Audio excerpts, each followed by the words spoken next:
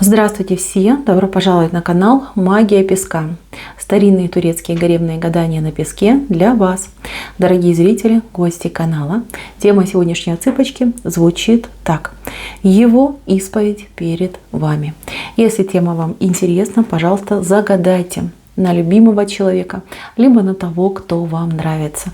Представьте этого человека, назовите его по имени и задайте такой вопрос. Мой милый дорогой, в чем бы ты хотел мне признаться, исповедаться?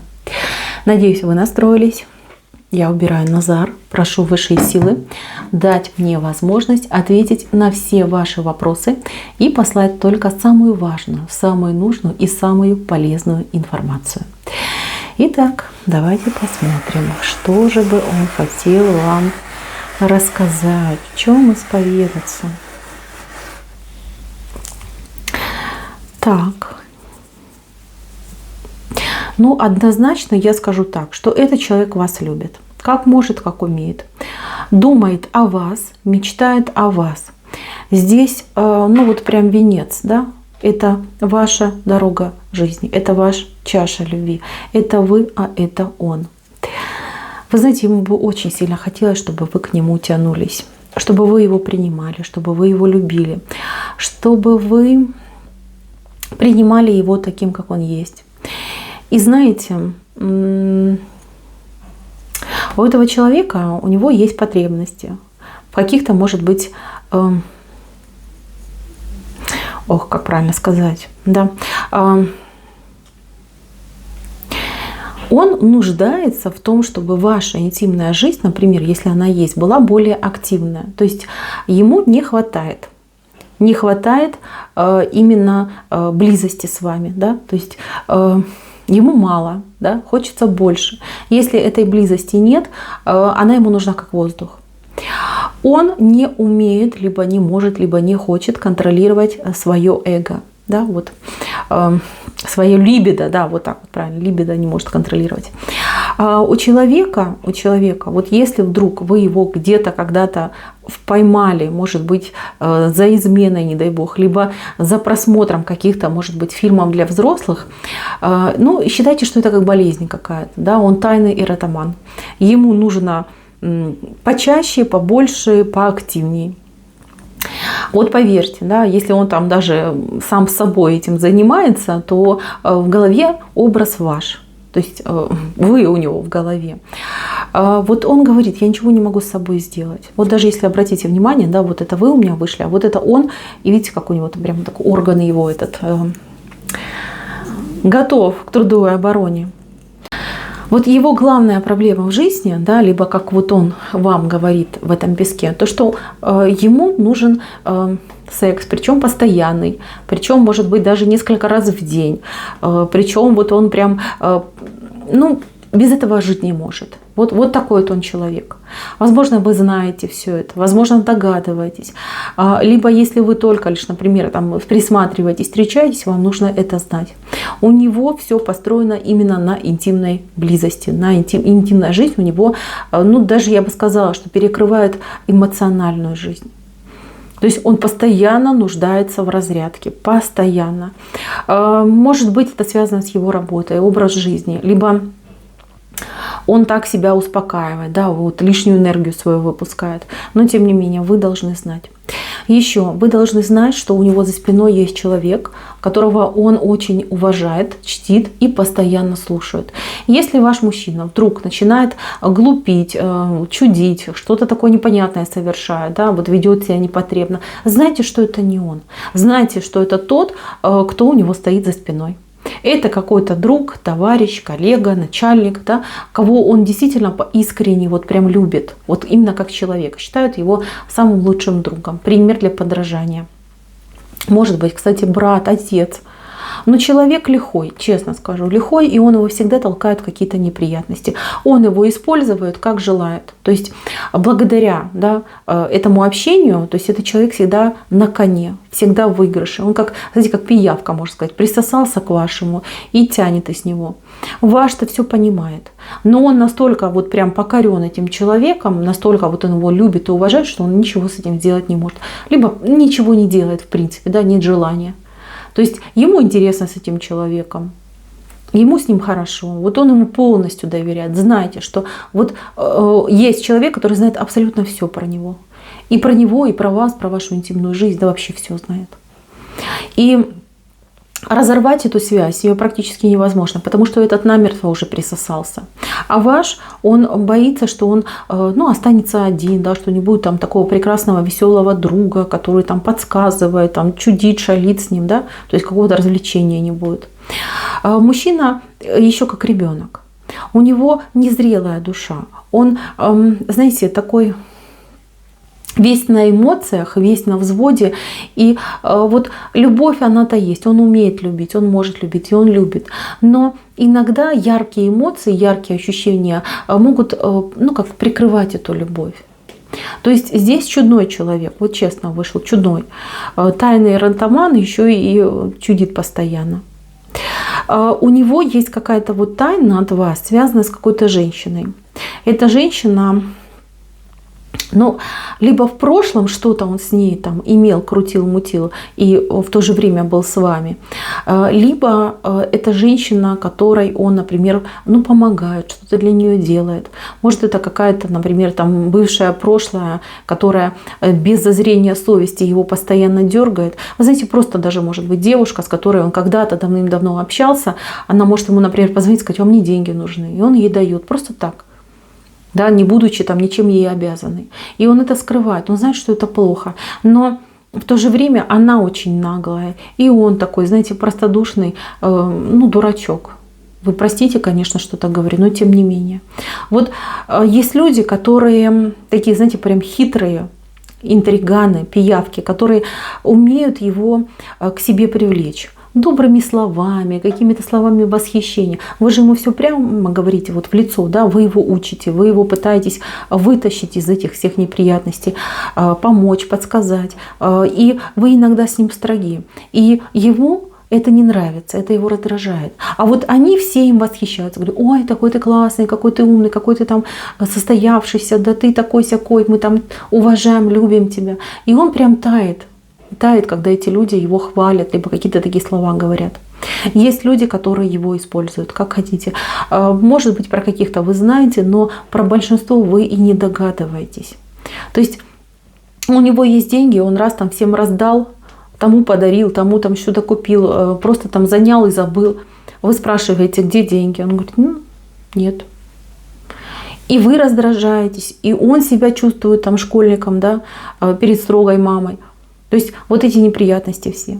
Мужчина, конечно, чудак. Еще и какой чудак. Очень непростая личность. Тут должно пройти время. Он должен осознать, что он мужчина, что он должен нести ответственность. Он в этом исповедуется перед вами. Он это все говорит. Но с собой он говорит: сделать ничего не могу. Вот такое есть. Может быть, он фаталист, верит, что у него такая судьба тяжелая, да, что вот под какой-то он несчастливой звездой родился.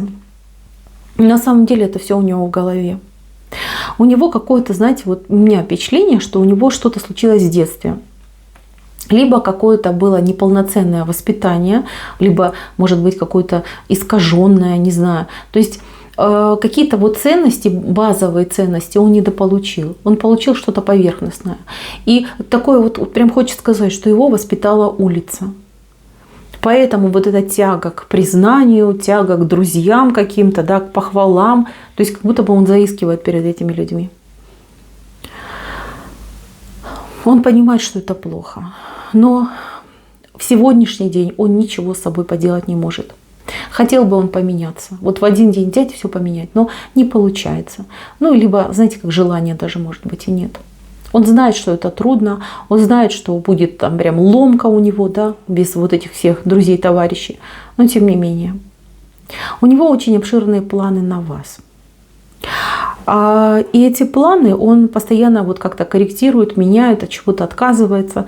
И он может быть в отношениях вообще непостоянный, либо непредсказуемый. Это не потому, что он к вам несерьезно относится, а потому, что он сам не знает, чего хочет. А еще он хотел бы вам рассказать, что кто-то в вашем окружении, именно в вашем окружении, да, может быть, какие-то подружки, там, родственницы, кто-то, пытался на него вот прям повлиять, да, соблазнить его. И ему так стыдно было в этот момент. И нет, он не поддался на соблазн. Но тем не менее, вот кого он больше всего не любит в вашем окружении, вернее так, даже не то чтобы не любит, избегает. Вот та женщина пыталась его соблазнить. Он вам не скажет, потому что боится вашей реакции, боится, что вы там неправильно поймете. Зачем ему все эти неприятности? Но тем не менее, вот как душа болит, да, что вот она ваша неискренняя подруга, что она пыталась его соблазнить. А вы ей доверяете, а вы ее слушаете, вы с ней общаетесь. Ему это очень не нравится. Вот просто вот кого из ваших подруг он больше всего на дух не переносит, вот та женщина пыталась его соблазнить. По крайней мере, ему, может быть, так показалось. Не зря он с ней не идет на контакт. Там что-то происходило. Кстати, может не любить вашу семью, либо сторониться вашей семьи, либо, вот прям, знаете, как избегать тоже вашей семьи. Ему стыдно перед ними. Стыдно, что он такой вот прям мальчишка, да, несмышленый. Стыдно, что ничего, например, дать вам не может. Либо стыдно за то, что не может себя вести как мужчина. Стеснительный парнишка. Вы знаете, он каждый раз себе как будто бы слово дает, что я поменяюсь, я изменюсь, я буду другим. Я буду ради любимой меняться, я буду в принципе меняться, да, там, Боженька, прости, помоги. Но тем не менее, например, прошла какая-то кризисная ситуация, все, опять у него все то же самое. Опять появились вот эти вот пиявки, да, стая пиявок, можно так сказать. Все, он уже туда головой ушел, и все, ему больше ничего не надо. Вы знаете, мои дорогие, вот человек сырой, очень сырой. И вам с ним очень нелегко, я вижу. Хотя любите его, хотя чувства есть, эмоции есть, нравится. Но с другой стороны, он непредсказуемый. Вообще непредсказуемый. И это страшно. И он даже сам этого боится. То, что вот его эмоции, его чувства могут его завести в какие-то дебри. Слишком много соблазнов, а он слишком голодный к жизни, понимаете, вот этот момент. Здесь либо нужно его жестко контролировать, прям, действительно, вот мама и сын, да, вот такие отношения. Либо здесь нужно ставить точку. Если вы будете вместе и все будет оставаться так, как есть, вы знаете, действительно он может соблазниться, он может повести себя дурно, он может. Он в этом кается, заранее кается. Он говорит, я ничего с собой поделать не могу. Вот такой я человек. Либо везите его, я не знаю, к психологу, пусть его там прорабатывают вдоль и поперек, пусть ему немножечко программы его там подкорректируют. Вы знаете, очень сложные отношения. И вы, я вижу, тоже вот маетесь с этим человеком, если вы вместе в паре, в браке. Если вы только собираетесь, честно скажу, расслабиться не получится. Будете все на себе тащить. Вы перед тем, как принимать какие-то серьезные решения по этому человеку, вы себя спросите, чего я хочу, на что я готова. И будьте реалисткой. Вот честно. С этим человеком хорошо гулять, с ним хорошо встречаться, общаться, тусить. Но серьезная жизнь, нет, он для нее не сформирован, он еще не готов к серьезным отношениям. Либо вы его воспитаете, достойного мужа, путем каких-то, я не знаю, там сложностей, трудностей и нескольких лет. Либо вы пойдете своим путем. Вы слишком разные, вы слишком не похожие. Вы вот все, что есть в вас положительного, да, все ваши сильные стороны, они присущи ему только с минусовым акцентом. То есть вы стабильная, положительная, а он ветреный, такой гуляка. Понимаете, вот этот момент, меня вот это смущает. Он все про себя знает, он кается, он каждый день клянется себе, Боженьки клянется, что все, с завтрашнего дня новая жизнь. Приходит завтрашний день, и все у нас по-новому. То есть вот этот момент, конечно, настораживает. Непростой человек, непростые отношения. Я, мои дорогие, желаю вам счастья, желаю вам выдержки и терпения, и желаю с разумом, с холодным сердцем и умом подходить именно к этому человеку, вот к принятию решения по поводу этого человека. Я, конечно, понимаю, что девочки разные меня смотрят, но тем не менее отношения непростые. Счастья вам, мои дорогие. На этом у меня все. Всем спасибо за внимание. Всем пока-пока.